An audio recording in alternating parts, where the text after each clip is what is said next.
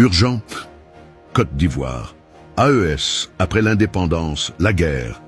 Alassane Ouattara, qui a récu pour instruction depuis l'Élysée de détruire l'élan souverainiste de l'AES, a profité de la fête de l'indépendance pour positionner des engins militaires, de la logistique et des troupes au nord de la Côte d'Ivoire, le long de la frontière entre le Mali et le Burkina Faso. Jacques Jampour rappelle, c'est la condition sine qua non pour laquelle la France a laissé tomber Mr. Tidjane Thiam pour lui autoriser son 4e mandat. De mission primordiale. Alassane Ouattara doit faire de la Côte d'Ivoire la base arrière de l'OTAN pour déstabiliser l'AES dans les 5 années qui arrivent via des attaques terroristes ou un affrontement ouvert entre États.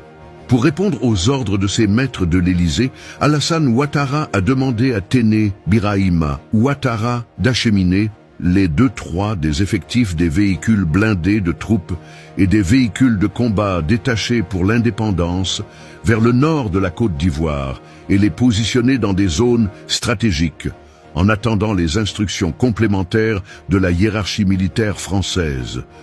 Pour les fêtes des 65 ans de l'indépendance de la Côte d'Ivoire qui dépend toujours de la France, Alassane Ouattara a mobilisé officiellement de 875 engins blindés, fascis et gendarmerie confondus, 425 forces spéciales, 1540 militaires, fascis et gendarmerie confondus, 10 véhicules tactiques et d'opérations avancées, transmission, 3 véhicules tactiques de brouillage GSM, radar et radio de moyenne et longue portée. Mercure 5 hélicoptères d'appui et attaque. L'astuce ainsi. Sur les 875 engins blindés mobilisés pour les festivités de l'indépendance, seuls 300 retourneront sur Abidjan pour la sécurisation de la zone sud.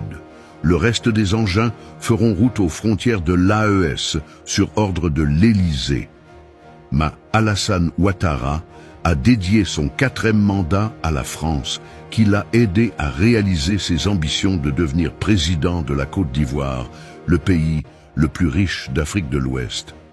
Avec une fortune de 1045 milliards de FCFA dans les banques de France et un luxueux domaine à Cannes, Alassane Ouattara, qui est plus français dans l'âme que les Français, veut à son tour rendre service de tout cœur à ses maîtres occidentaux face aux présidents de l'AES qui ont décidé de ne pas emprunter la posture de nègre de salon. C'est pour cette raison qu'il a accepté les instructions de l'Élysée pour installer une base militaire française et américaine sur son sol afin de déclencher une guerre hybride de haute intensité contre l'AES. En cas de déclenchement d'une guerre directe comme Emmanuel Macron l'a demandé, Alassane Ouattara pourra se rendre en France pour se cacher dans son domaine de Mourgin à Cannes, pendant que les mercenaires français, libériens et guinéens feront la guerre pour reconquérir l'AES. Pour rappel, la visite du président guinéen Mahamadou Doumbouya en Côte d'Ivoire avait pour objectif de fournir des hommes à Alassane Ouattara en cas de conflit contre l'AES. Idem pour le Libéria avec l'arrivée de George Weah hier à l'indépendance. Ces 2 renégats complices de Alassane Ouattara ont décidé de lui fournir près de 5000 mercenaires pour combattre l'AES. Alassane Ouattara n'est pas ivoirien et s'en fiche d'une guerre entre la Côte d'Ivoire et l'AES, car il sera à l'abri dans sa luxueuse Villa Paloma à Cannes.